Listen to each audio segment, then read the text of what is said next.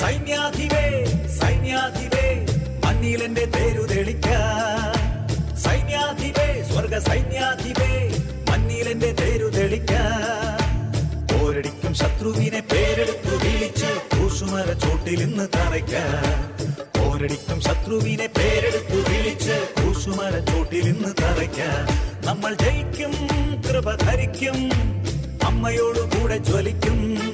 നമ്മൾ ജയിക്കും, കൃപ ധരിക്കും, അമ്മയോട് കൂടെ ജ്വലിക്കും. മാറാരോഗങ്ങൾ മാറിപ്പോകുന്നേ അമ്മയോടൊപ്പം ആരാധിക്കുമ്പോൾ. മാറാരോഗങ്ങൾ മാറിപ്പോകുന്നേ അമ്മയോടൊപ്പം ആരാധിക്കുമ്പോൾ.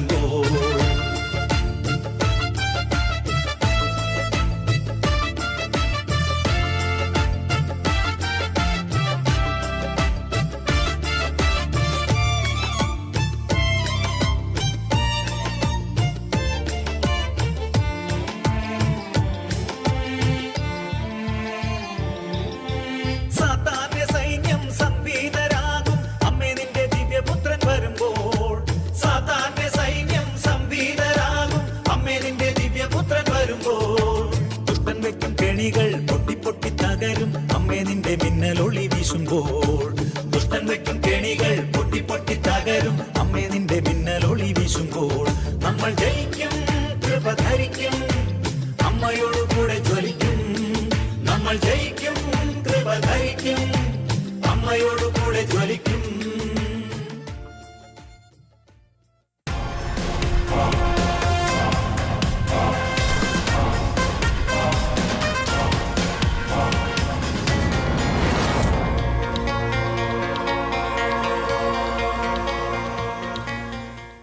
പിതാവിൻ്റെയും പുത്രൻ്റെയും പരിശുദ്ധാത്മാവിൻ്റെയും നാമത്തിൽ ആമേൻ.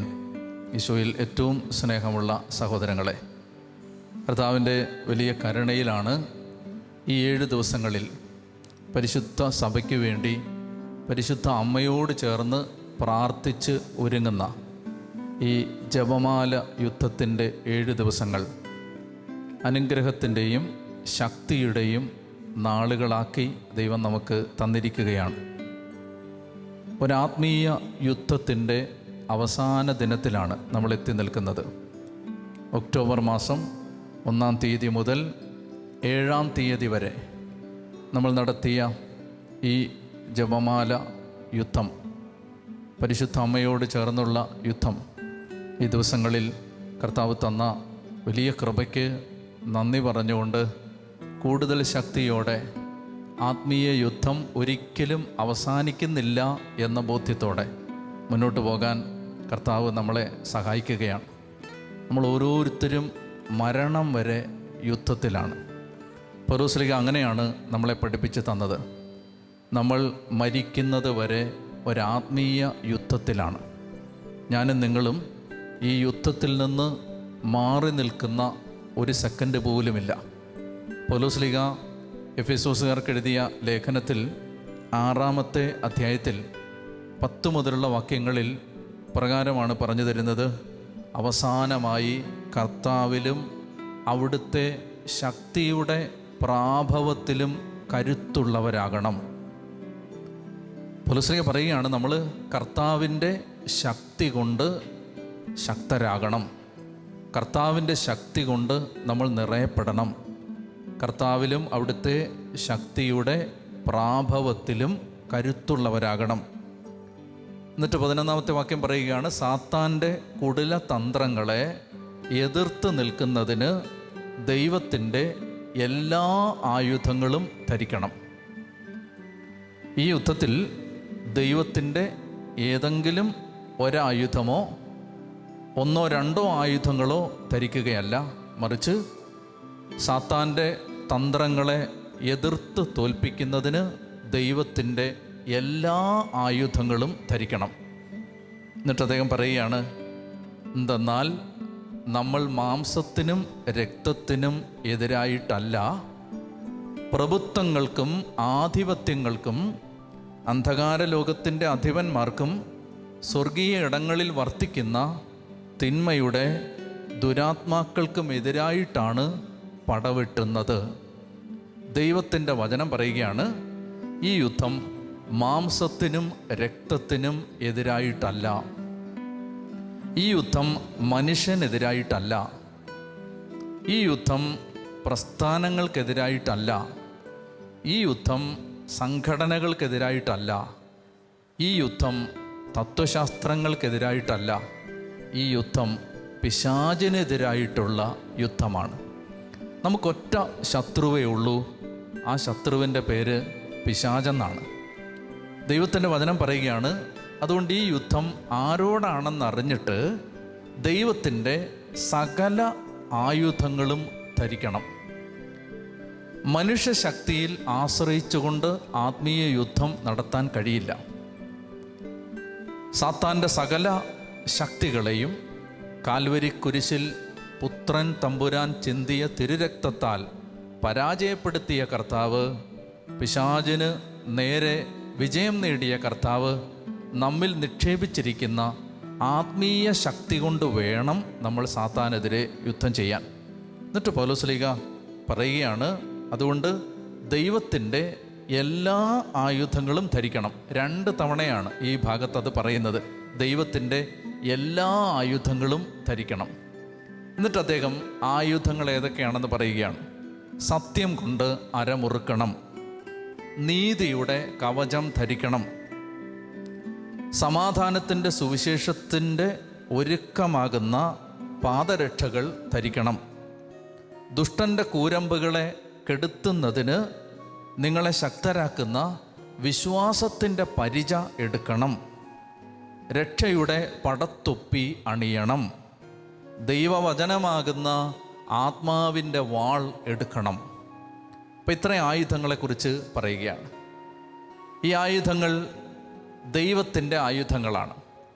സത്യം കൊണ്ട് അരമുറുക്കി, നീതിയുടെ കവചം ധരിച്ച്, സമാധാനത്തിൻ്റെ സുവിശേഷത്തിനുള്ള ഒരുക്കമാകുന്ന പാദരക്ഷകൾ ധരിച്ച്, ദുഷ്ടൻ്റെ കൂരമ്പുകളെ എതിർക്കുന്നതിന് നമ്മെ ശക്തരാക്കുന്ന വിശ്വാസത്തിൻ്റെ പരിചയെടുത്ത്, രക്ഷയുടെ പടത്തൊപ്പി അണിഞ്ഞ്, ദൈവവചനമാകുന്ന ആത്മാവിൻ്റെ വാളെടുത്ത് യുദ്ധം ചെയ്യണം. പ്രിയപ്പെട്ട സഹോദരി സഹോദരന്മാരെ, ഈ ദിവസങ്ങളിൽ പരിശുദ്ധ അമ്മയോട് ചേർന്ന് നമ്മൾ യുദ്ധം ചെയ്യുന്നത് ഈ ആത്മീയ ആയുധങ്ങൾ ഉപയോഗിച്ചുകൊണ്ടാണ്. മനുഷ്യൻ യുദ്ധത്തിന് ഉപയോഗിക്കുന്ന ആയുധങ്ങളല്ല ദൈവത്തിൻ്റെയും ദൈവ മനുഷ്യരുടെയും ആയുധങ്ങൾ. നമ്മൾ ഉപയോഗിക്കുന്ന ആയുധങ്ങൾ ആത്മീയ ആയുധങ്ങളാണ്.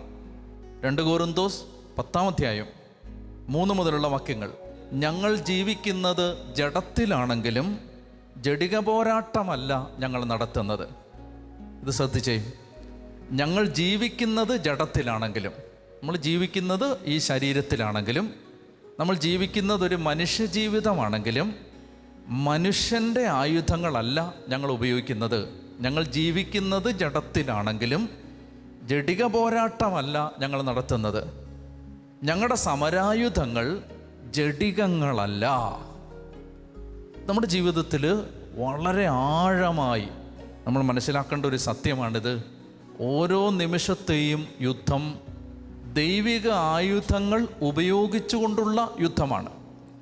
നമ്മൾ നടത്തുന്ന യുദ്ധം മാനുഷികമായ ജഡികമായ ലോകത്തിൻ്റെ ആയുധങ്ങൾ ഉപയോഗിച്ചുകൊണ്ടുള്ള യുദ്ധമല്ല, ദൈവിക ആയുധങ്ങൾ. അപ്പോൾ ആ ആയുധങ്ങളെക്കുറിച്ചാണ് പൗലോസ്ലീഹ പറഞ്ഞത്. നമ്മൾ ഈ ദിവസങ്ങളിൽ നടത്തുന്ന ഈ ജപമാല യുദ്ധം, ഈ റോസറി വാർ, തിരുസഭയ്ക്ക് വേണ്ടി നടത്തുന്ന ഈ ആത്മീയ യുദ്ധം, ഇത് നടത്തുന്നത് പരിശുദ്ധ അമ്മയെന്ന സർവ്വസൈന്യാധിപയുടെ നേതൃത്വത്തിലാണ്. മാതാവിനോട് ചേർന്നാണ്, മാതാവിൻ്റെ അണികളായി നിന്നുകൊണ്ടാണ്, പരിശുദ്ധ അമ്മയുടെ സൈന്യനിരയുടെ ഭാഗമായി നിന്നുകൊണ്ടാണ് യുദ്ധം ചെയ്യുന്നത്. അതുകൊണ്ട് തന്നെ ഇവിടെ നമ്മൾ ഉപയോഗിക്കുന്ന ആയുധങ്ങൾ അമ്മ ഉപയോഗിച്ച ആയുധങ്ങളാണ്. അതിനെക്കുറിച്ചും വ്യക്തത വേണം. അമ്മ ഉപയോഗിച്ച ആയുധങ്ങൾ എന്തൊക്കെയായിരുന്നു?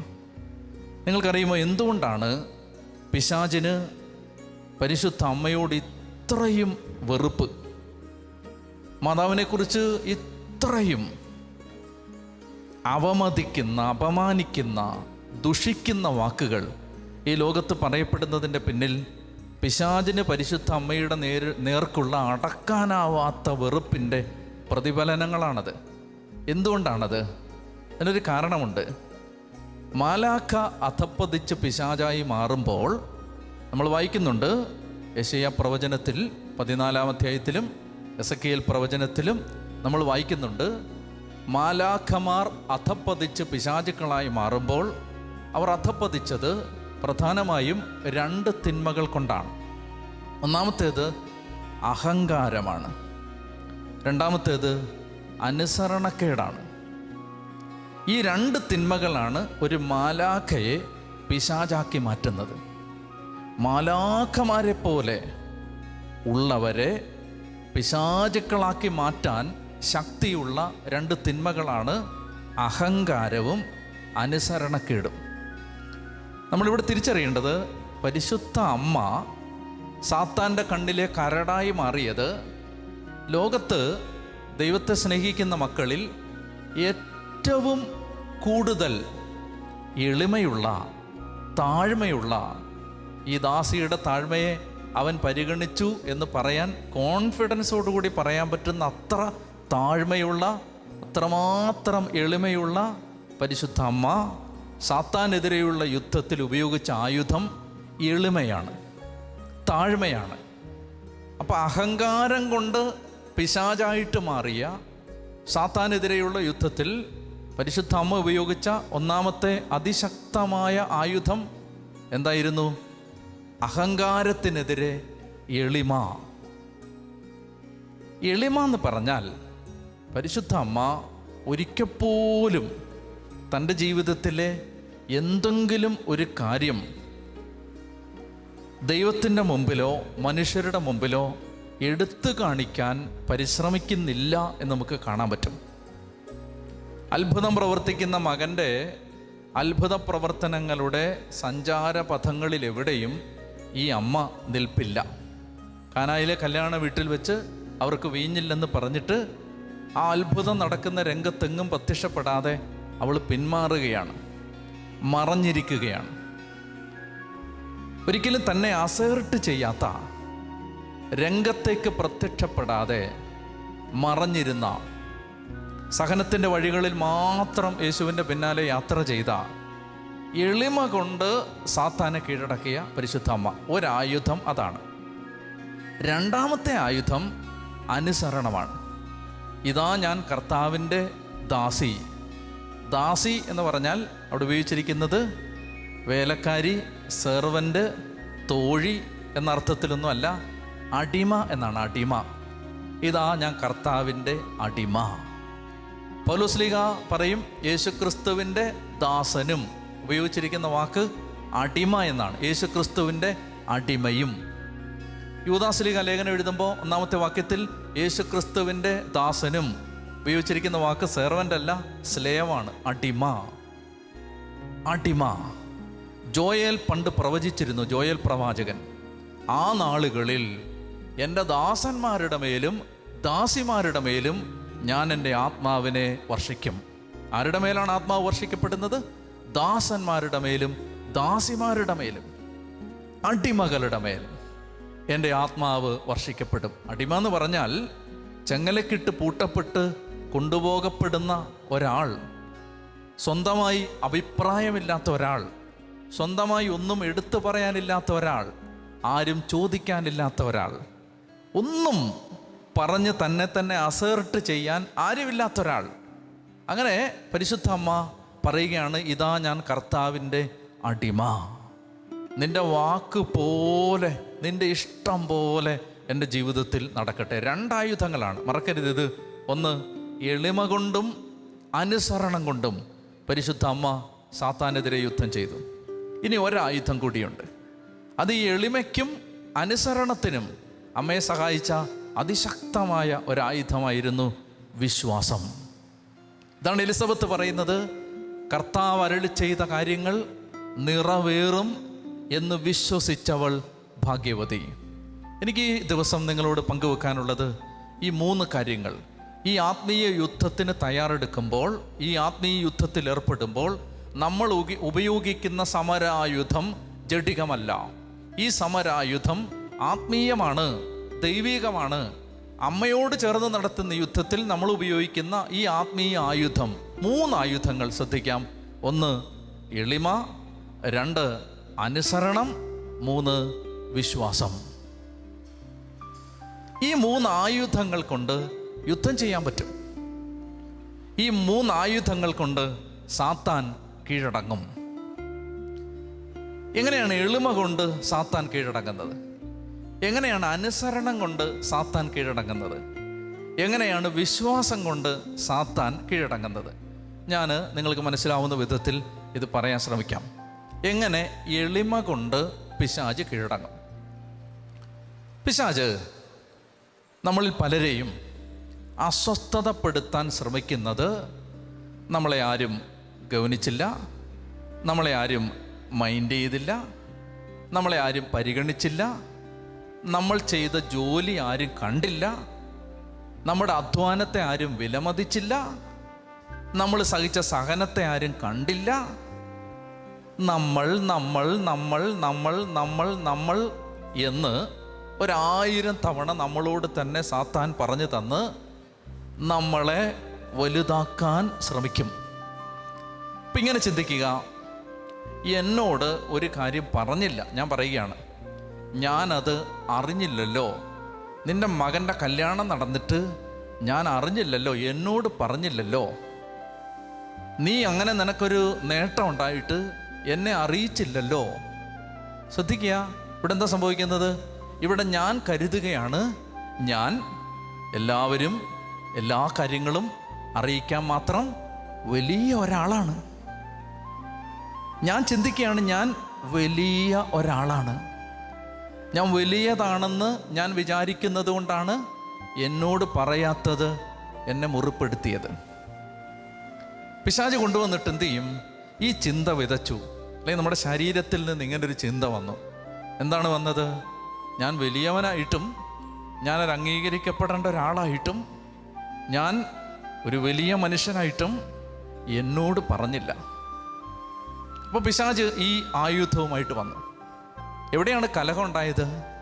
എവിടെയാണ് മനസ്സുകൾ തമ്മിൽ ഭിന്നിക്കപ്പെട്ടത്? എവിടെയാണ് സമൂഹത്തിൽ ശൈഥില്യമുണ്ടായത്? എവിടെയാണ് ഹൃദയങ്ങൾ തമ്മിൽ പിളർന്ന് മാറിയത്? അത് എവിടെയാണ് ഈ ഞാൻ ഇങ്ങനെ കയറി വന്നു. ഈ സമയത്ത് പരിശുദ്ധ അമ്മ സാത്താനോട് യുദ്ധം ചെയ്യുന്നത് ഡെലിവറൻസ് നടത്തിയിട്ടല്ല, മറിച്ച് സാത്താനോട് യുദ്ധം ചെയ്തത് അമ്മ ഇങ്ങനെ ചിന്തിച്ചു, ദൈവത്തിൻ്റെ കണ്ണിൽ ഞാൻ ഒന്നും അല്ല. എന്നോട് ആരെങ്കിലും ഇത് പറയാൻ മാത്രം, എന്നെ അംഗീകരിക്കാൻ മാത്രം ഒരു നന്മയും എന്നിലില്ല. ഞാൻ ദൈവത്തിൻ്റെ മുമ്പിൽ ഒരു പുഴുവാണ്, ഒരു കീടമാണ്, ഒരു കൃമിയാണ്. ഞാൻ വലുതല്ല. ഞാൻ വലുതാണെന്ന് സാത്താൻ എന്നെ തെറ്റിദ്ധരിപ്പിച്ചതാണ്. ഞാൻ വലുതാണെന്ന് ഈ ശരീരം എന്നെ തെറ്റിദ്ധരിപ്പിച്ചതാണ്. ഞാൻ വലുതാണെന്ന് പലരും എന്നെ തെറ്റിദ്ധരിപ്പിച്ചതാണ്. ഞാനൊന്നുമല്ല. ദൈവത്തിൻ്റെ കോടതിയിൽ നരകം മാത്രം ശിക്ഷ കിട്ടാൻ വകുപ്പുള്ള കൊടും പാപിയാണ് ഞാൻ. അപ്പോൾ എന്ത് ചെയ്തു? ഒരാൾ എളിമപ്പെട്ടു. ഞങ്ങൾക്ക് പിന്നെ ഒന്നും പറയാനില്ല. അങ്ങനെ അയാൾ എളിമപ്പെട്ടപ്പോൾ ഒരായുധം കൊണ്ട് ഒരു സമൂഹത്തെ, ഒരു വീടിനെ, ഒരു പ്രസ്ഥാനത്തെ, ഒരു സമൂഹത്തെ നശിപ്പിക്കാൻ വന്ന പിശാച് വാലും ചുരുട്ടി തോറ്റ് ഓടി. ഇങ്ങനെയാണ് ഈ ആയുധം പ്രവർത്തിക്കുന്നത്. എങ്ങനെയാണ്? എളിമ, അനുസരണം. അനുസരണം എവിടെയാണ് വരുന്നത്? ഇപ്പോൾ ഒരാൾ പറയുകയാണ്, അല്ലെങ്കിൽ നമ്മളോട് കൽപ്പിക്കാൻ അധികാരമുള്ള ഒരാൾ പറയുകയാണ്, നീ ഇങ്ങനെ ചെയ്യുക. അങ്ങനെ ചെയ്യുക എന്ന് പറയുമ്പോൾ നമ്മുടെ ആശയം അങ്ങനെ ചെയ്യേണ്ടെന്ന്, വേറെ രീതിയിൽ ചെയ്യാനാണ് നമ്മുടെ മനസ്സ് പറയുന്നത്. അപ്പോൾ ആ സമയത്ത് എന്ത് ചെയ്യുന്നു? മനസ്സുകൾ തമ്മിൽ ഭിന്നിക്കുന്നു. ഞാൻ അനുസരിക്കുന്ന സമയത്ത് എന്താണ് നടക്കുന്നത്? അനുസരിക്കുന്ന സമയത്ത് ഞാൻ ചിന്തിക്കുകയാണ്, ഞാൻ അനുസരിക്കുമ്പോൾ ഞാൻ എളിമപ്പെടുകയാണ്. ഞാൻ അനുസരിക്കുമ്പോൾ ഞാൻ എൻ്റെ ഇഷ്ടത്തെ വേണ്ടാന്ന് വെക്കുകയാണ്. ഞാൻ അനുസരിക്കുന്ന സമയത്ത് ഞാൻ കർത്താവിന് മഹത്വം കൊടുക്കുകയാണ്. ഞാൻ അനുസരിക്കുന്ന സമയത്ത് കർത്താവ് എനിക്ക് എൻ്റെ ജീവിതത്തിന് ദോഷം തരില്ല എന്ന് ഞാൻ വിശ്വസിക്കുകയാണ്. ഈ അനുസരണത്തിലൂടെ സാത്താൻ തോറ്റോടും. വിശ്വാസത്തിലൂടെ പിശാച് പരാജയപ്പെടും. വിശ്വസിക്കുന്ന ഒരാളെ തോൽപ്പിക്കാൻ പിശാചിന് പറ്റില്ല. പൗലോസ് പറഞ്ഞില്ലേ, ക്ലേശമോ ദുരിതമോ പട്ടിണിയോ പീഡനമോ നഗ്നതയോ ആപത്തോ വാളോ എന്തു വന്നാലും ഞാൻ എൻ്റെ യേശുവിനെ തള്ളിപ്പറയില്ല.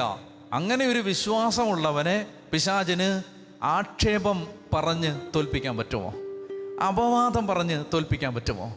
ദാരിദ്ര്യം കാണിച്ച് തോൽപ്പിക്കാൻ പറ്റുമോ? രോഗം കാണിച്ച് തോൽപ്പിക്കാൻ പറ്റുമോ? ഏതെങ്കിലും തരത്തിലുള്ള ഞെരുക്കങ്ങൾ കാണിച്ച് പേടിപ്പിക്കാൻ പറ്റുമോ?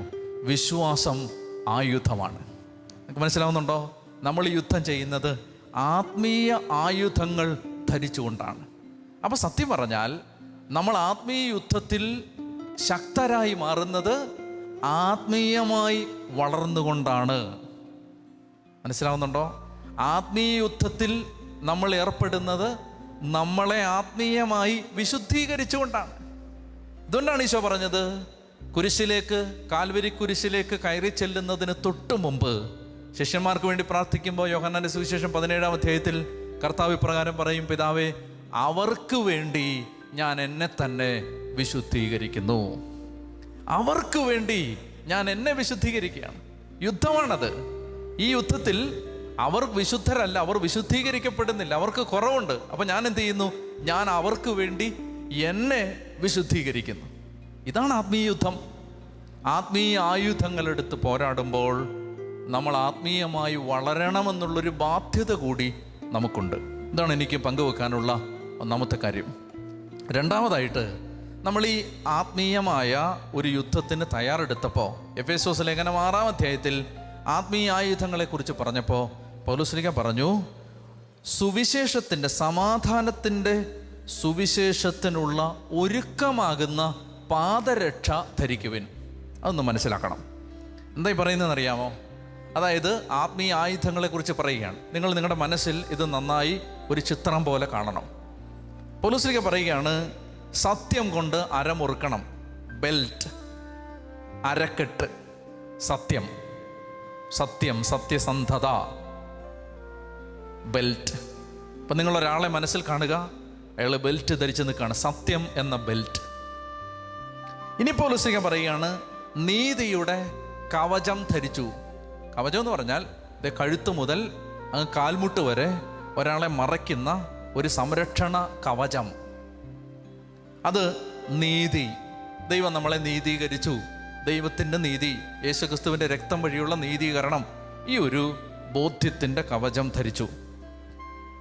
ഇനി പൗലോസ്ലീഹ പറയാണ്, സമാധാനത്തിൻ്റെ സുവിശേഷത്തിനുള്ള ഒരുക്കമാകുന്ന പാദരക്ഷ, ഷൂ, ചെരുപ്പ്. ചെരുപ്പ് എന്താണ്? സുവിശേഷം പറയാനുള്ള സന്നദ്ധത. ഞാൻ ഇതിലേക്ക് തിരിച്ചു വരാം. വിശ്വാസത്തിൻ്റെ പരിച, ഇങ്ങോട്ട് വിട്ടുവരുമ്പോൾ, ആക്രമണം വരുമ്പോൾ തടുക്കാനുള്ള പരിച, വിശ്വാസത്തിൻ്റെ പരിച. രക്ഷയുടെ പടത്തൊപ്പി, ദൈവവചനമാകുന്ന ആത്മാവിൻ്റെ വാൾ. അപ്പോൾ അത്യാവശ്യ ആയുധങ്ങളെല്ലാമായി. അങ്ങനെ ആയുധങ്ങൾ, സർവ്വായുധവും ധരിച്ചു നിൽക്കുന്ന ഒരു മനുഷ്യനെ നിങ്ങളുടെ മനസ്സിൽ കാണുക. ഈ മനുഷ്യൻ്റെ ചെരുപ്പാണ് നമ്മൾ ഇനി ശ്രദ്ധിക്കാൻ പോകുന്നത്. ചെരുപ്പ്. ആ ചെരുപ്പ് എന്തെന്നറിയാമോ? സുവിശേഷം പറയാനുള്ള സന്നദ്ധതയാകുന്ന പാദരക്ഷ. ഇതൊരു ആയുധമാണ്. അതെങ്ങനെയാണ് ഒരു ആയുധമാവുന്നത്?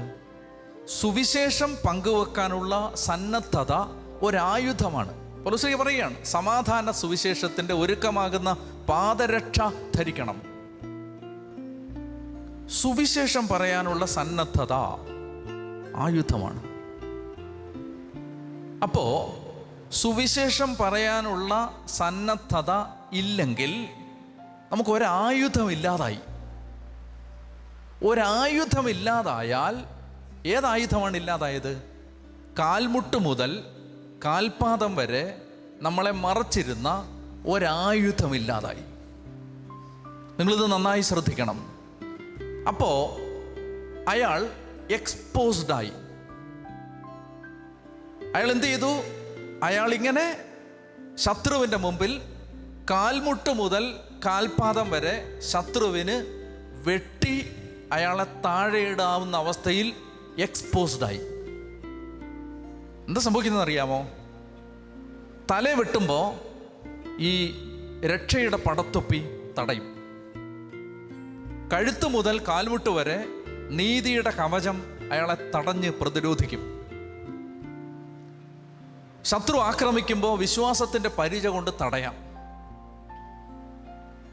ദൈവവചനമാകുന്ന ആത്മാവിൻ്റെ വാളുകൊണ്ട് വെട്ടാം. സത്യമാകുന്ന ബെൽറ്റുണ്ട്. പക്ഷേ കാൽമുട്ട് മുതൽ കാൽപാദം വരെ അൺവെയിൽഡാണ്, അൺകവേർഡാണ്. അത് ഇങ്ങനെ തെളിഞ്ഞു നിൽക്കുകയാണ്. അവിടെ ഒന്നും കവചമില്ല. എന്ത് സംഭവിക്കുന്നറിയാമോ? അവിടെ നിങ്ങൾക്ക് വെട്ടുകൊണ്ടാൽ നിങ്ങൾ തളർന്നു വീഴും. സുവിശേഷം പറയാൻ സന്നദ്ധമല്ലാത്ത ഒരു സഭ തളർന്നു കിടക്കുന്ന സഭയാണ്. സുവിശേഷം പറയാൻ ഒരുക്കമല്ലാത്ത ഒരു സഭ തളർന്നു കിടക്കുന്ന സഭയാണ്. ആ സഭയ്ക്ക് നടക്കാൻ പറ്റില്ല. ആ സഭയ്ക്ക് രക്ഷപ്പെടാൻ പറ്റില്ല. ആ സഭ വീണെടുത്ത് തന്നെ വീണ് കിടക്കുന്ന സഭയാണ്. 1910 കിടന്നെടുത്ത് തന്നെ ആ സഭ 2020 കിടക്കും. എൻ്റെ പ്രിയപ്പെട്ട സഹോദരങ്ങളെ, ഈ ആത്മീയ യുദ്ധത്തിൽ ഏർപ്പെടുമ്പോൾ വലിയ ഒരു ബോധ്യമായി ഇത് നിങ്ങളുടെ ഹൃദയത്തിൽ ഉയരട്ടെ എന്ന് ഞാൻ പ്രാർത്ഥിക്കുകയാണ്. ഭാരതത്തിന് കൊടുക്കാൻ ക്രിസ്ത്യാനിയുടെ കയ്യിൽ എന്തുണ്ട്? കേരളത്തിന് കൊടുക്കാൻ ക്രിസ്ത്യാനിയുടെ കയ്യിൽ എന്തുണ്ട്? നിങ്ങൾ ജീവിക്കുന്ന നാട്ടിലെ പൊതുസമൂഹത്തിന് കൊടുക്കാൻ നിങ്ങളുടെ കയ്യിൽ എന്തുണ്ട്?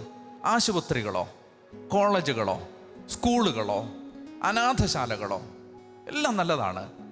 നിങ്ങൾക്ക് കേരളത്തിന് കൊടുക്കാൻ, ഭാരതത്തിന് കൊടുക്കാൻ, എന്നെ കേൾക്കുന്ന വൈദികരെ, എന്നെ കേൾക്കുന്ന സന്യസ്തരെ, എന്നെ കേൾക്കുന്ന കുടുംബങ്ങളെ, നിങ്ങൾക്ക് ഭാരതത്തിന് കൊടുക്കാൻ നിങ്ങളുടെ കയ്യിൽ എന്തുണ്ട്? പത്രോസ്ലീഹയോടാണ് നമ്മൾ ഈ ചോദ്യം ചോദിക്കുന്നതെങ്കിൽ പത്രോസ്ലീഹ പറയും. പൗലോസിനോടാണ് ചോദിക്കുന്നതെങ്കിൽ പൗലോസ്ലീഹ പറയും. അപ്പസ്തോലന്മാരിൽ ആരോടാണ് നിങ്ങൾ ചോദിക്കുന്നതെങ്കിലും, ആദിമസഭയിലെ ഏത് ക്രിസ്ത്യാനിയോടാണ് നിങ്ങൾ ചോദിക്കുന്നതെങ്കിലും, അവർ ഒറ്റ സ്വരത്തിൽ മറുപടി പറയും, ഈ ലോകത്തിന് കൊടുക്കാൻ ഞങ്ങളുടെ കയ്യിൽ സ്വർണ്ണയില്ല, വെള്ളിയില്ല, യേശു ക്രിസ്തു മാത്രമേ ഉള്ളൂ. ഭാരതത്തിന് കൊടുക്കാൻ സഭയുടെ കയ്യിൽ യേശു ഉണ്ടോ? നമ്മുടെ സ്കൂളുകളിൽ യേശുവിനെ കുറിച്ച് പറയാൻ നിങ്ങൾക്ക് ധൈര്യമുണ്ടോ? നമ്മുടെ കോളേജുകളിൽ യേശുവിനെ കുറിച്ച് പറയാൻ നിങ്ങൾക്ക് ഗട്ട്സ് ഉണ്ടോ? നട്ടലുണ്ടോ?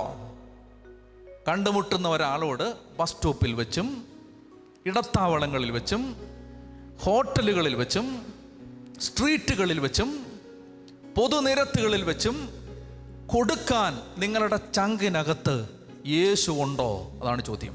ഉണ്ടെങ്കിൽ ഈ സഭ തളർച്ചയിൽ നിന്ന് എഴുന്നേൽക്കും. അല്ലാത്തൊരു സഭ തളർന്നു കിടക്കുന്ന സഭയാണ്. തളർന്നു കിടക്കുന്ന സഭ. എൻ്റെ പ്രിയപ്പെട്ട സഹോദരങ്ങളെ, ഭാരതത്തിലെ കോടിക്കണക്കിന് ദൈവത്തിൻ്റെ മക്കൾക്ക് കൊടുക്കാൻ സഭയുടെ കയ്യിൽ ഒറ്റ കാര്യമേ ഉള്ളൂ, ഒരു യാഥാർത്ഥ്യമേ ഉള്ളൂ.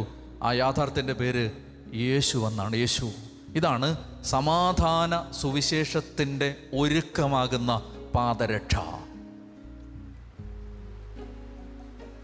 ഈ ആത്മീയ യുദ്ധത്തിൽ പങ്കെടുക്കുമ്പോൾ ഞാനും നിങ്ങളൊരു തീരുമാനം എടുക്കണം. നമുക്ക് യേശുവിനെ കുറിച്ച് പറഞ്ഞുകൊണ്ടേയിരിക്കാം. നമുക്ക് യേശുവിൻ്റെ നാമത്തെ ഉയർത്തിക്കൊണ്ടേയിരിക്കാം. നമുക്ക് പറയാൻ ഒരു വാക്കേ ഉള്ളൂ നമ്മുടെ വായിൽ, അത് യേശുവാണ്, വേറൊന്നുമില്ല. നമുക്ക് പറയാൻ ഒരു കഥയേ ഉള്ളൂ, അത് കുരിശിലെ കഥയാണ്. നമുക്ക് പറയാൻ, അവതരിപ്പിക്കാൻ ഒരു സംഭവമേ ഉള്ളൂ, അത് രക്ഷാകര സംഭവമാണ്. നമുക്ക് പറയാൻ ഒരു ചരിത്രമേ ഉള്ളൂ, അത് നരകത്തിനിരയാകാൻ സാധ്യതയുള്ള പാപികളെ രക്ഷിക്കാൻ ദൈവം ഇറങ്ങി വന്ന ചരിത്രമാണ്. ഇത് പറയാൻ നമ്മുടെ ഹൃദയം തുറക്കപ്പെട്ടാൽ, ഇതിനുള്ള ധൈര്യം നമുക്ക് കിട്ടിയാൽ, ഇതൊരു യുദ്ധത്തിലെ ആയുധമാണ്. എന്നെ കേൾക്കുന്ന പ്രിയപ്പെട്ട മക്കളെ, ഈ ആത്മീയ യാത്രയിൽ, ആത്മീയ യുദ്ധത്തിൽ അങ്ങനെ കർത്താവിൻ്റെ സർവ്വ ആയുധങ്ങളും ധരിച്ച് മുന്നോട്ട് പോകുവാൻ എനിക്ക് നിങ്ങൾക്കും പരിശുദ്ധാത്മാവ് ഇടവരുത്തട്ടെ എന്ന് ഞാൻ പ്രാർത്ഥിക്കുന്നു. ശാലോം ടെലിവിഷനിലൂടെ കർത്താവ് ഒരുക്കിയ ഈ പ്രാർത്ഥനാ യജ്ഞത്തെ ഓർത്ത് ദൈവത്തെ മഹത്വപ്പെടുത്തുന്നു. ഈ നാളുകളിൽ നമുക്കൊത്തിരി സന്തോഷമുള്ളത്, കർത്താവ് ദേശത്ത് വിവിധങ്ങളായ മിനിസ്ട്രികളിലൂടെ ദേശത്തിന് വേണ്ടിയുള്ള പ്രാർത്ഥനകൾ ഉയർത്തുകയാണ്. കർത്താവ് വലിയ വലിയ വലിയ കാര്യങ്ങൾ ഇനിയുള്ള നാളുകളിൽ തിരുസഭയിൽ ചെയ്യും. നമുക്ക് ആദിമ ക്രിസ്ത്യാനികൾക്കുണ്ടായിരുന്ന സുവിശേഷ തീഷ്ണത നമ്മുടെ സിരകളിൽ ഓടാൻ തുടങ്ങും. ദൈവം നമ്മെ ശക്തി കൊണ്ട് നിറയ്ക്കും, വിശ്വാസം കൊണ്ട് കരുത്തരാക്കും. കൂടുതൽ ശക്തരായിട്ട് നമുക്ക് മുന്നോട്ട് പോകാം. കർത്താവ് നമ്മളെ അനുഗ്രഹിക്കട്ടെ എന്ന് പ്രാർത്ഥിക്കുന്നു. ജപമാലകൾ ഉയർത്തി മരണം വരെ അമ്മയോട് ചേർന്ന് നിരന്തരമായി യുദ്ധം ചെയ്ത് നമുക്ക് തിരുസഭയ്ക്ക് വേണ്ടി, കർത്താവിന് വേണ്ടി നിലകൊള്ളാം. ദൈവം നിങ്ങളെ അനുഗ്രഹിക്കട്ടെ. പിതാവിൻ്റെയും പുത്രൻ്റെയും പരിശുദ്ധാത്മാവിൻ്റെയും നാമത്തിൽ ആമേൻ.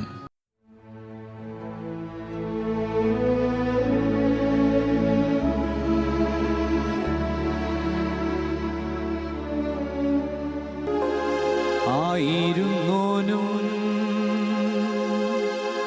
ആയിരിക്കുന്നോനും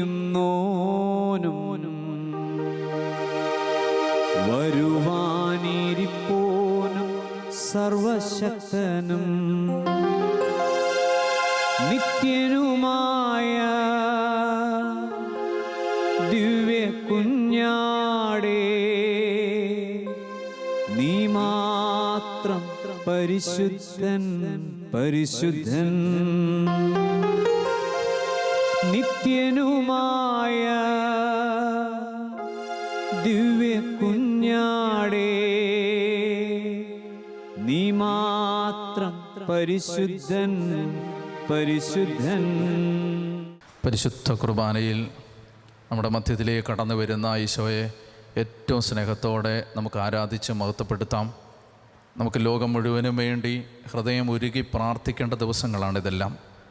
ഭാരതം മുഴുവനും വേണ്ടി നമ്മൾ പ്രാർത്ഥിക്കുകയാണ്. കേരള സഭയ്ക്ക് വേണ്ടി പ്രാർത്ഥിക്കുകയാണ്. വിവിധങ്ങളായ ഞെരുക്കങ്ങളിലും പ്രയാസങ്ങളിലും കഴിയുന്ന മക്കളെല്ലാം കർത്താവിൻ്റെ തിരുസന്നിധിയിൽ നമ്മൾ എടുത്ത് സമർപ്പിക്കുകയാണ്. ഭാരതത്തെയും കേരളത്തെയും നമ്മുടെ ദേശത്തെയും പരിശുദ്ധ അമ്മയുടെ വിമല ഹൃദയം വഴി ഈശോയ്ക്ക് സമർപ്പിച്ച് നമ്മൾ ഈ ആരാധനയിൽ പ്രാർത്ഥിക്കുകയാണ്. ഈ ദിവസങ്ങളിലെല്ലാം നീണ്ട പ്രാർത്ഥനകളെ കർത്താവ് ഏറ്റെടുക്കണമേ എന്ന് ആഗ്രഹിച്ചുകൊണ്ട് സ്തുതിക്കാം. Hallelujah hallelujah hallelujah hallelujah hallelujah hallelujah hallelujah. യേശുവേ നന്ദി നന്ദി നന്ദി നന്ദി നന്ദി നന്ദി നന്ദി നന്ദി. Hallelujah hallelujah hallelujah hallelujah hallelujah hallelujah. യേശുവേ മഹത്വം ആരാധന ആരാധന ആരാധന ആരാധന ആരാധന. Hallelujah hallelujah hallelujah hallelujah hallelujah hallelujah hallelujah. യേശുവേ മഹത്വം ആരാധന ആരാധന ആരാധന ആരാധന. Hallelujah hallelujah hallelujah hallelujah hallelujah hallelujah hallelujah hallelujah hallelujah hallelujah hallelujah hallelujah hallelujah hallelujah hallelujah. യേശുവേ മഹത്വം ആരാധന ആരാധന ആരാധന ആരാധന. Hallelujah hallelujah hallelujah. പരിശുദ്ധ പരമദിവ്യകാരുണ്യത്തിന് നേരവും ആരാധനയും സ്തുതിയും പുകഴ്ചയും ഉണ്ടായിരിക്കട്ടെ. പരിശുദ്ധ പരമദിവ്യകാരുണ്യത്തിന് നേരവും ആരാധനയും സ്തുതിയും പുകഴ്ചയും ഉണ്ടായിരിക്കട്ടെ. പരിശുദ്ധ പരമദിവ്യകാരുണ്യത്തിന് നേരവും ആരാധനയും സ്തുതിയും പുകഴ്ചയും ഉണ്ടായിരിക്കട്ടെ. ജീവിക്കുന്ന ദൈവത്തിൻ്റെ ഏറ്റവും പരിശുദ്ധമായ സാന്നിധ്യത്തിൻ്റെ മുമ്പിൽ നമുക്ക് ഒരുമിച്ച് ഭാരതത്തിന് വേണ്ടി ഈ സമയത്ത് പ്രാർത്ഥിക്കാം. കേരളത്തെയും കേരള സമൂഹത്തെയും ഈ സമയത്ത് ദിവ്യകാരുണ്യത്തിലേക്ക് നമുക്ക് ചേർത്ത് വെക്കാം. പ്രാർത്ഥനകൾ ദേശത്തിന് വേണ്ടി നമുക്ക് ഉയർത്താം. ദൈവത്തിൻ്റെ കരുണ ദേശം മുഴുവനിലേക്കും ഒഴുകി ഇറങ്ങുന്നതിന് ഈ സമയത്ത് പ്രാർത്ഥിക്കുകയാണ്. കർത്താവേ, വലിയ കാരുണ്യത്തിന് വേണ്ടി ഞങ്ങൾ യാചിക്കുന്ന കർത്താവേ, പരിശുദ്ധ കുർബാനയിൽ എഴുന്നള്ളിയിരിക്കുന്ന ഈശോയെ, അങ്ങയുടെ വലിയ ശക്തി ദേശത്തിൻ്റെ വിവിധ മേഖലകളിലേക്ക്, വിവിധ ഭാഗങ്ങളിലേക്ക് അവിടുന്ന് അയക്കണമേ എന്ന് ഞങ്ങൾ ഏകമനസ്സോടെ ആഗ്രഹിച്ചിപ്പോൾ പ്രാർത്ഥിക്കുകയാണ്. കർത്താവെ, പാപം വഴിയായി, അകൃത്യങ്ങൾ വഴിയായി, അപരാധങ്ങൾ മൂലം ദൈവമേ അങ്ങയുടെ ക്രോധത്തിനിരയായി അങ്ങയിൽ നിന്ന് അകന്നുപോയി കർത്താവെ, അങ്ങയുടെ വിശുദ്ധിക്കും അങ്ങയുടെ പരിശുദ്ധിക്കും എതിരായി ഞങ്ങൾ ചെയ്തു പോയ, ഞങ്ങളുടെ ദേശം ചെയ്തു പോയ, ഞങ്ങളുടെ രാജ്യത്തിലെ മക്കൾക്ക് വന്നുപോയ എല്ലാ വീഴ്ചകൾക്കും ഞങ്ങൾ ഈ സമയത്ത് മാപ്പ് ചോദിച്ച് പ്രാർത്ഥിക്കുകയാണ്. ദേശത്തെ അങ്ങ് ഏറ്റെടുക്കണമേ എന്ന് പ്രാർത്ഥിക്കുകയാണ്. കർത്താവെ, രാജ്യങ്ങളെ നിയന്ത്രിക്കുന്നത് അങ്ങാണ്, ഭരണാധികാരികളെ നിയന്ത്രിക്കുന്നത് അങ്ങാണ്. കർത്താവെ, ചരിത്രത്തെ നിയന്ത്രിക്കുന്നത് അവിടുത്തെ കരങ്ങളാണ്. കർത്താവെ, അങ്ങയുടെ ശക്തമായ കരത്തിന് വെളിയിലല്ല ഈ ഭൂമിയിലെ സംഭവങ്ങൾ നടക്കുന്നത്. കർത്താവെ, അങ്ങ് അറിയാതെ അല്ല ഈ ഭൂമുഖത്തെ സംഭവങ്ങൾ നടന്നുകൊണ്ടിരിക്കുന്നത്. എല്ലാം അവിടുത്തെ നിയന്ത്രണത്തിലാണ്. അങ്ങ് അത്യുന്നതനായ ദൈവമാണ്. അങ്ങ് സർവാധിപനും സർവശക്തനുമായ ദൈവമാണ്. കർത്താവെ, അങ്ങാണ് ചരിത്രത്തെ നയിക്കുന്ന ദൈവം. അങ്ങയ്ക്കിതിൻ്റെ ആരംഭവും അവസാനവും അറിയാം. കർത്താവെ, പ്രപഞ്ചം ആരംഭിച്ചത് മുതൽ പ്രപഞ്ചം അവസാനിക്കുന്നത് വരെയുള്ള എല്ലാ കാര്യങ്ങളും അങ്ങയുടെ കൺമുമ്പിലുണ്ട്. കർത്താവെ, അതാണ് ഞങ്ങളുടെ പ്രത്യാശ, അതാണ് ഞങ്ങളുടെ വിശ്വാസം. കർത്താവ്, ഈ സമയത്ത് ഞങ്ങൾ ഞങ്ങളുടെ ദേശത്തെ അവിടുത്തേക്ക് സമർപ്പിക്കുകയാണ്, ഞങ്ങളുടെ രാജ്യത്തെ സമർപ്പിച്ച് പ്രാർത്ഥിക്കുകയാണ്, രാജ്യത്തിൻ്റെ ഭരണാധികാരികളെ ഈ സമയത്ത് സമർപ്പിച്ച് പ്രാർത്ഥിക്കുകയാണ്. കർത്താവെ, ഭാരതത്തിലെ ഓരോ സംസ്ഥാനത്തെയും സമർപ്പിച്ച് പ്രാർത്ഥിക്കുകയാണ്, ഓരോ ഭരണമേഖലകളെയും സമർപ്പിച്ച് പ്രാർത്ഥിക്കുകയാണ്. കർത്താവെ, ഭാരതത്തെ നയിക്കുന്ന പ്രധാനമന്ത്രിയെ, കർത്താവെ, ഭാരതത്തിൻ്റെ പ്രസിഡൻറ്റിനെ, കർത്താവെ, മന്ത്രിമാരെ, ഉദ്യോഗസ്ഥ വൃന്ദങ്ങളെ, കർത്താവ്, ഓരോ സംസ്ഥാനങ്ങളുടെയും മുഖ്യമന്ത്രിമാരെ, മന്ത്രിമാരെ, ഭരണാധികാരികളെ, ഡിപ്പാർട്ട്മെൻറ്റുകളെ, കർത്താവെ, ഈ രാജ്യത്ത് പ്രവർത്തിക്കുന്ന വിവിധ ഏജൻസികളെ, കർത്താവ്, ഈ രാജ്യത്തെ ദൈവമക്കളെ, കർത്താവ്, സുവിശേഷം അറിഞ്ഞവരെ അറിയാത്തവരെ, കർത്താവ്, ഈ രാജ്യത്തെ മിഷൻ പ്രദേശങ്ങളിൽ ജോലി ചെയ്യുന്ന മക്കളെ, കർത്താവ്, അങ്ങയുടെ സുവിശേഷത്തിന് വേണ്ടി ത്യാഗമേറ്റെടുക്കുന്ന മക്കളെ എല്ലാം ഈ ആരാധനയെ സമർപ്പിച്ച് പ്രാർത്ഥിക്കുകയാണ്. ദേശം മുഴുവനെ സമർപ്പിച്ചുകൊണ്ട് പ്രാർത്ഥിക്കാൻ. പ്രിയപ്പെട്ടവരെ, ഈ സമയത്ത് ഭാരതത്തിൽ സുവിശേഷത്തിൻ്റെ വലിയൊരു അഗ്നി ആളിക്കത്തുവാൻ, ഭാരതം യേശുവിനെ അറിയുവാൻ, ഭാരതം യേശുവിൻ്റെ സുവിശേഷം കേൾക്കുവാൻ, കർത്താവേ, ഞങ്ങൾക്ക് അങ്ങ് ഏൽപ്പിച്ചിട്ടുള്ള ദൗത്യം ഞങ്ങൾ നന്നായി നിർവഹിക്കാൻ ആവശ്യമായ ഒരു ധൈര്യവും ശക്തിയും അഭിഷേകവും ഞങ്ങൾക്ക് തരണമേ എന്ന് യാചിച്ചുകൊണ്ട് ശക്തമായിട്ട് സ്തുതിക്കട്ടെ. Hallelujah, hallelujah, hallelujah, hallelujah. യേശുവേ, സ്തുതിക്കുന്നു, സ്തുതിക്കുന്നു, സ്തുതിക്കുന്നു, സ്തുതിക്കുന്നു, സ്തുതിക്കുന്നു. Hallelujah, hallelujah, hallelujah, hallelujah, hallelujah, hallelujah, hallelujah, hallelujah, hallelujah, hallelujah, hallelujah, hallelujah, hallelujah, hallelujah, hallelujah. ഉച്ചത്തിൽ വിളിക്കുന്ന ഈശോയേ,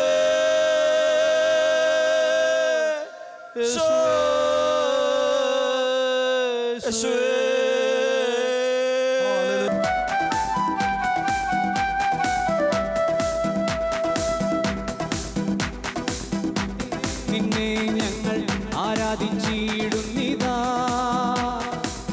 ആരാധനയ്ക്ക് യോഗ്യനേ, നിന്നെ ഞങ്ങൾ ആരാധിച്ചിടുന്നിതാ,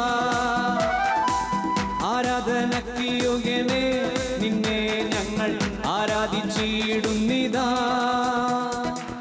ആരാധനയ്ക്ക് യോഗ്യനേ, നിന്നെ ഞങ്ങൾ ആരാധിച്ചിടുന്നിതാ, ആരാധനയ്ക്ക് യോഗ്യനേ, നിന്നെ ഞങ്ങൾ ആരാധിച്ചിടുന്നിതാ. ആഴിയുമോഴിയും നിർമ്മിച്ച നാഥനെ, ആഴിയുമോഴിയും നിർമ്മിച്ച നാഥനെ, ആത്മാവിൽ ആരാധിക്കാം കർത്താവിനെ, നിത്യസ്തുതിച്ചിടും ഞാൻ. ആത്മാവിൽ ആരാധിക്കാം കർത്താവിനെ, നിത്യസ്തുതിച്ചിടും ഞാൻ. ആരാധനയ്ക്ക് യോഗ്യനേ, നിന്നെ ഞങ്ങൾ ആരാധിച്ചിടുന്നിതാ, ആരാധനയ്ക്ക് യോഗ്യനേ, നിന്നെ ഞങ്ങൾ ആരാധിച്ചിടുന്നിതാ, ആരാധനയ്ക്ക് യോഗ്യനേ, നിന്നെ ഞങ്ങൾ ആരാധിച്ചിടുന്നിതാ, ആരാധനയ്ക്ക് യോഗ്യനേ, നിന്നെ ഞങ്ങൾ ആരാധിച്ചിടുന്നിതാ.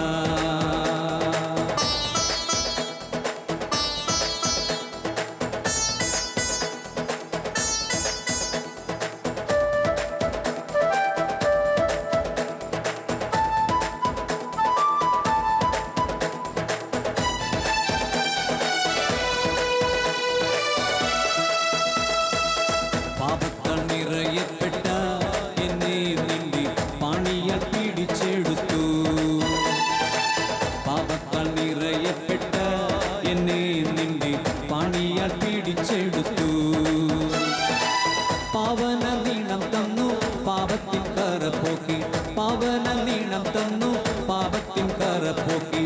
രക്ഷിച്ചതാൽ നിന്നെ ഞാൻ എന്നാളും ആത്മാവിൽ ആരാധിക്കും, രക്ഷിച്ചതാൽ നിന്നെ ഞാൻ എന്നാളും ആത്മാവിൽ ആരാധിക്കും. ആരാധനയ്ക്ക് യോഗ്യനേ, നിന്നെ ഞങ്ങൾ ആരാധിച്ചിടുന്നിതാ, ആരാധനയ്ക്ക് യോഗ്യനേ, നിന്നെ ഞങ്ങൾ ആരാധിച്ചിടുന്നിതാ, ആരാധനയ്ക്ക് യോഗ്യനേ, നിന്നെ ഞങ്ങൾ ആരാധിച്ചിടുന്നിതാ, ആരാധനയ്ക്ക് യോഗ്യനേ,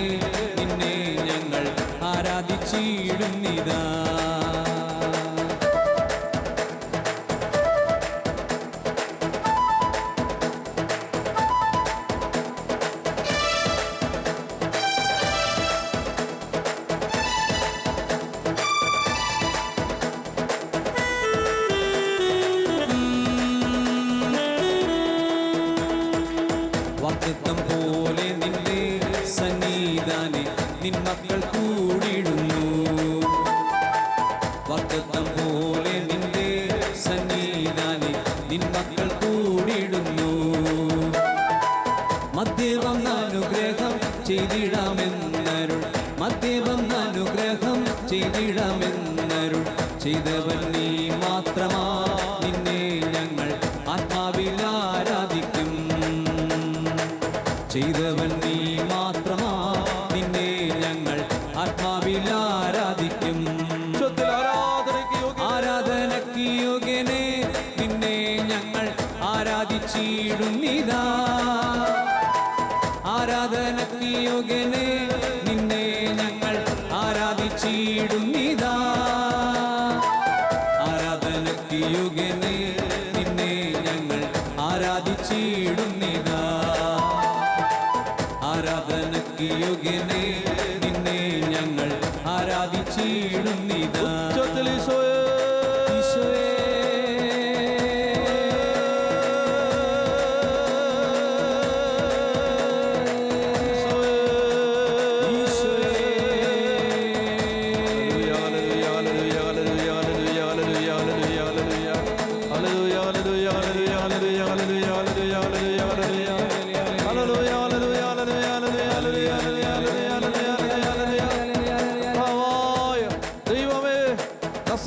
യേശുവിന്റെ നാമത്തിൽ പ്രാർത്ഥിക്കുന്നു.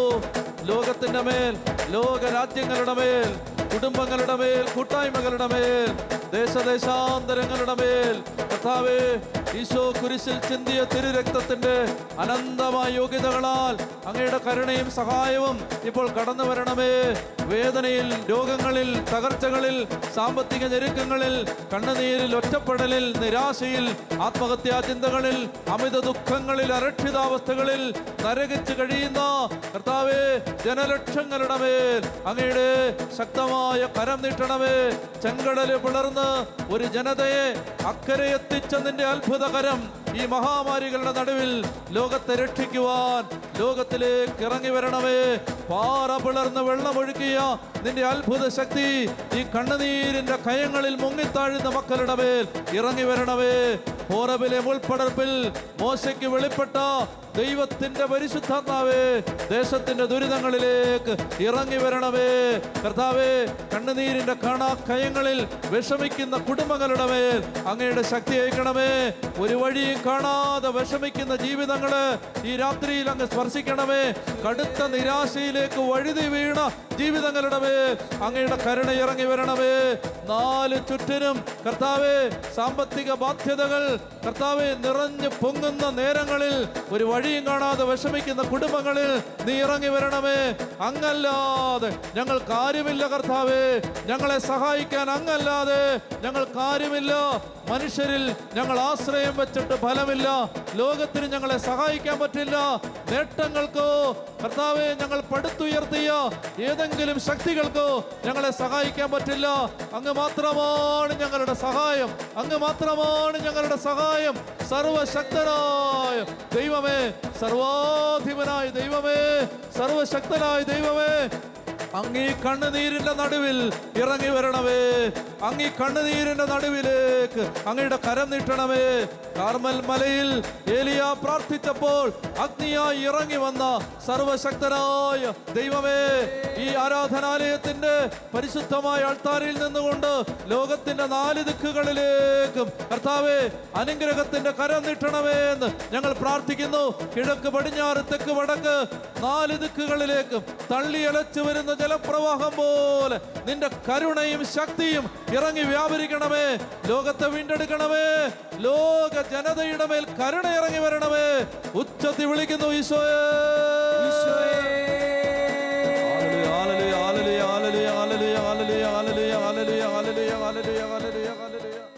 കർത്താവേ, ഭാരതത്തിൽ അങ്ങ് ഞങ്ങളെ ഏൽപ്പിച്ചിരിക്കുന്ന ഉത്തരവാദിത്വം ചെയ്യാതെ ഞങ്ങളെ കർത്താവ് ഏൽപ്പിച്ചിരിക്കുന്ന സുവിശേഷത്തിൻ്റെ ദൗത്യം നിർവഹിക്കാതെ കർത്താവേ, അങ്ങ് ആഗ്രഹിക്കാത്ത വഴികളിലൂടെ ഞങ്ങൾ കടന്നുപോയ എല്ലാ സാഹചര്യങ്ങളെയും ഈ സമയത്ത് ഞങ്ങൾ മനസ്സിലോർത്ത് അതിന് മാപ്പ് ചോദിക്കുകയാണ്. കർത്താവേ, അങ്ങ് ഭാരതത്തിൽ സുവിശേഷം എത്തിക്കാൻ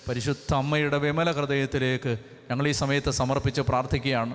അമ്മയോട് ചേർന്ന് നടത്തുന്ന ഈ ആത്മീയ യുദ്ധത്തിൽ കർത്താവെ സഭയിൽ വലിയൊരു ഉണർവുണ്ടാവാൻ, കർത്താവെ സുവിശേഷത്തിൻ്റെ ശക്തി ഭാരതം മുഴുവൻ എത്തിക്കാനുള്ള, വലിയ വേഗതയോടെ ഓടാനുള്ള, കർത്താവെ വലിയ താല്പര്യത്തോടെ സുവിശേഷം എത്തിക്കാനുള്ള വലിയൊരു അഗ്നി അഭിഷേകം സഭയുടെ മേലുണ്ടാകാൻ ഈ സമയത്ത് ഞങ്ങൾ പ്രാർത്ഥിക്കുകയാണ്. കർത്താവെ, പരിശുദ്ധ അമ്മയുടെ വിമല ഹൃദയം വഴിയായി ഈശോയെ, പരിശുദ്ധാത്മാവേ, പിതാവായ ദൈവമേ, ഭാരതത്തെ സമർപ്പിച്ച് പ്രാർത്ഥിക്കുകയാണ്. നമുക്ക് ഇപ്രകാരം ഏറ്റുചൊല്ലി പ്രാർത്ഥിക്കാം.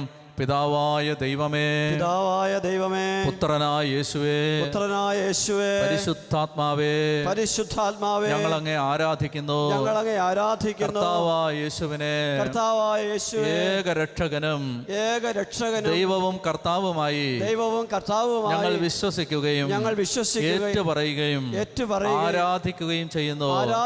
കർത്താവായ യേശുവിന്റെ പീഡാസഹനത്തിന്റെയും കുരിശു മരണത്തിന്റെയും ഉത്ഥാനത്തിന്റെയും അനന്ത യോഗ്യതകളാൽ കർത്താവായ ദൈവമേ, ഭാരതത്തിന്റെ മേൽ കരുണയാവണമേ.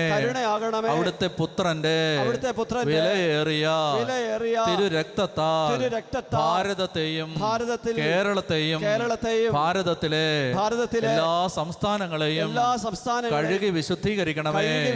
ദിവ്യകാരുണ്യത്തിന്റെ അനന്ത ശക്തിയാൽ ഭാരതത്തെ കഴുകണമേ, വിശുദ്ധീകരിക്കണമേ. പിതാവായ ദൈവമേ, പുത്രനായ യേശുവിന്റെ പീഡാസഹനത്തിന്റെയും കുരിശു മരണത്തിന്റെയും ഉത്ഥാനത്തിന്റെയും അനന്ത യോഗ്യതകളാൽ ഭാരതത്തിന്റെ മേൽ കരുണയാവണമേ. പിതാവായ ദൈവമേ, യേശു കർത്താവിന്റെ വിലയേറിയ പീഡാനുഭവങ്ങളുടെ അനന്തമായ യോഗ്യതകളാൽ ഭാരതത്തിന്റെ മേൽ കരുണയാവണമേ. പരിശുദ്ധ അമ്മയുടെ വിമല ഹൃദയത്തിലേക്ക് ഭാരതത്തെ ഞങ്ങൾ സമർപ്പിക്കുന്നു. കേരളത്തെ ഞങ്ങൾ സമർപ്പിക്കുന്നു. പരിശുദ്ധ അമ്മയുടെ വിമല ഹൃദയത്തിലേക്ക് ഭാരതത്തിലെ എല്ലാ സംസ്ഥാനങ്ങളെയും ഞങ്ങൾ സമർപ്പിക്കുന്നു. പരിശുദ്ധ അമ്മയുടെ വിമല ഹൃദയത്തിലേക്ക് ഭാരതത്തിലെ എല്ലാ ഭരണാധികാരികളെയും ഞങ്ങൾ സമർപ്പിക്കുന്നു. കേരള സംസ്ഥാനത്തെ പരിശുദ്ധ അമ്മയുടെ വിമല ഹൃദയത്തിലേക്ക് ഞങ്ങൾ സമർപ്പിക്കുന്നു. ഭാരത സഭയെ, കേരള സഭയെ പരിശുദ്ധ അമ്മയുടെ വിമല ഹൃദയത്തിലേക്ക് ഞങ്ങളിതാ സമർപ്പിക്കുന്നു. പരിശുദ്ധ അമ്മയെ മാതാവേ, ഭാരതത്തിന് വേണ്ടി, കേരളത്തിന് വേണ്ടി, ഭാരതം മുഴുവനും വേണ്ടി അമ്മ അപേക്ഷിക്കണമേ. അമ്മ നിലവിളിക്കണമേ. അമ്മ മാധ്യസ്ഥം പറയണമേ. പരിശുദ്ധ അമ്മയെ മാതാവേ, അമ്മയുടെ വിമല ഹൃദയത്തിലേക്ക് ഭാരതത്തെയും ഞങ്ങളുടെ നാടിനെയും ഞങ്ങളുടെ സഭയെയും ഞങ്ങൾ ഇതാ സമർപ്പിക്കുന്നു. കർത്താവായ യേശുവേ, ഞങ്ങളുടെ മേൽ, ലോകം മുഴുവന്റെ മേൽ, ഞങ്ങളുടെ മാതൃ രാജ്യത്തിന്റെ മേൽ കരുണയാവണമേ. Hallelujah, hallelujah, hallelujah. യേശുവേ നന്ദി, യേശുവേ നന്ദി. ഹല്ലേലൂയ. ആബാ പിതാവേ, പുത്രനായ യേശുവിന്റെ തിരുരക്തത്താൽ ഭാരതത്തെ കഴുകണമേ. പരിശുദ്ധാത്മാവിനാൽ നിറയ്ക്കുകയും ചെയ്യണമേ. ആബാ പിതാവേ, പുത്രനായ യേശുവിന്റെ തിരുരക്തത്താൽ കേരളത്തെ കഴുകണമേ. പരിശുദ്ധാത്മാവിനാൽ നിറയ്ക്കുകയും ചെയ്യണമേ. ആബാ പിതാവേ, പുത്രനായ യേശുവിന്റെ തിരുരക്തത്താൽ ഭാരത സഭയെയും കേരള സഭയെയും ആഗോള സഭയെയും കഴുകണമേ. പരിശുദ്ധാത്മാവിനാൽ നിറയ്ക്കുകയും ചെയ്യണമേ. Hallelujah, hallelujah, hallelujah, hallelujah. രണ്ട് കരങ്ങളും ഉയർത്തി ശക്തിയോടെ സ്തുതിക്കാം. Hallelujah, hallelujah, hallelujah. യേശുവേ മഹത്വം, മഹത്വം, മഹത്വം, മഹത്വം, മഹത്വം. ശക്തമായിട്ട് സ്തുതിക്കട്ടെ. ഭാരതം മുഴുവന്റെ മേലും